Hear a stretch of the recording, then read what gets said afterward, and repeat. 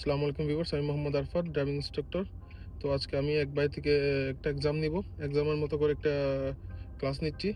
কিভাবে এক্সামের পরিবেশটা কিরকম হবে ওটা বোঝানোর জন্য। তো স্টুডেন্টকে বললাম, তুমি বের হয়ে যাও, আবার এসে বসবা, যেভাবে টেস্ট দিবা। তো আমি একবার অবশ্যই চালাই দেখাইছি কিভাবে টেস্ট দিতে হয়, এবং 2 মিনিট এটা একটা পরীক্ষা দিবে। সো আপনারাও দেখুন কি করতেছে, কিভাবে পরীক্ষা দিচ্ছে। ঠিক আছে? সালাম আলাইকুম রহমতুল্লাহ। ওয়ালাইকুম আসসালাম। কেন আছেন? ভালো আছেন? হ্যান্ডশেক করা যাবে না।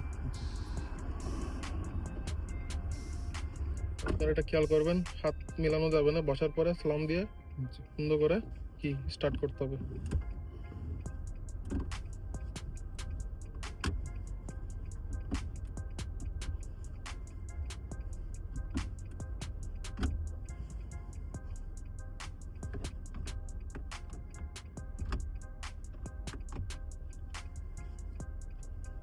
অনেকে মনে করে এক্সামিনাররা কিছু দেখে না, কিন্তু এক্সামিনাররা সবকিছুই দেখে, সবকিছু ফলো করে, এবং উনি যে সময় বেশি লাগাচ্ছে এটা কিন্তু পুলিশে অনেক সময় বিরক্ত হয়ে যায়।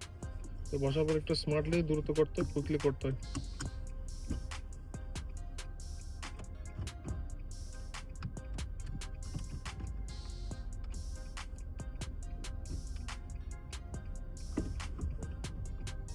উনি এখানে দুইটি বড় বড় মিস্টেক করছে। ফার্স্ট মিস্টেক হচ্ছে উনি আমার পারমিশন ছাড়া বেরিয়েছে। দ্বিতীয় মিস্টেক হচ্ছে উনি গাড়ি না দেখে ভালো করে বের হইতেছে। যেহেতু দুইটা গাড়ি একসাথে আসতেছে আপনার পিছনে, অনেক জোর আসতেছে, কিন্তু আপনি ব্রেক না করে তাড়াতাড়ি বেরোচ্ছেন। তাড়াতাড়ি বেরোবেন, ঠিক আছে, গাড়ি না থাকলে। গাড়ি থাকলে আপনি একটু হোল্ড করেন, দেখেন, তারপর বেরোন। এই ধৈর্য ধরে বেরোবেন। আপনি গাড়ি চালাইছেন আগেও, কিন্তু সমস্যা হচ্ছে তাড়াহুড়ো করতে গিয়ে সমস্যা করে ফেলে স্টুডেন্টরা। কনফিডেন্ট হয়ে গাড়ি চালাবেন, ওভার কনফিডেন্ট না। ঠিক আছে? দেখে বেরোন।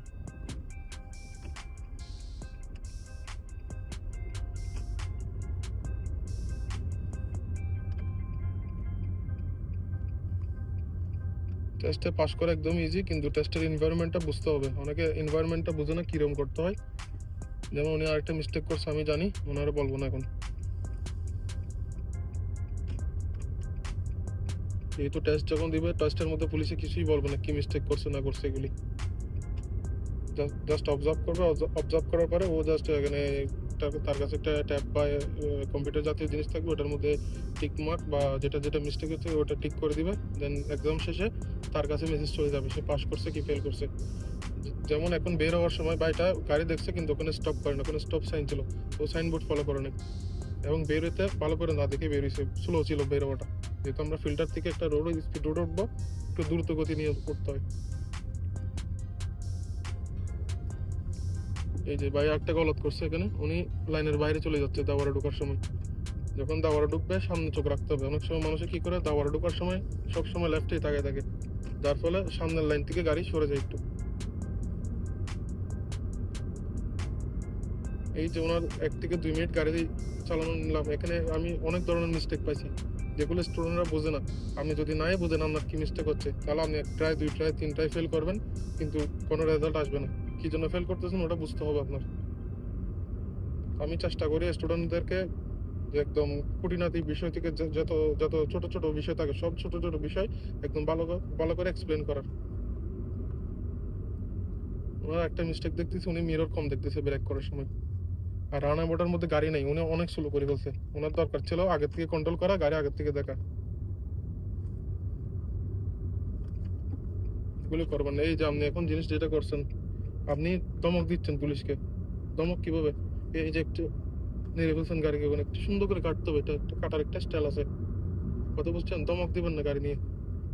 যদি ওর মনে হয় আপনি কি অ্যাক্সিডেন্ট করবেন, বা ওর যদি মনে হয় আপনি সেফ না, ও স্টিয়ারিং ধরে ফেলবে, ব্রেক ধরে ফেলবে, এই দুটো কাজ যদি ও করে, আপনি ফেল। কোনো কেউ আপনাকে পাস করাতে পারবে না। গো রাইট।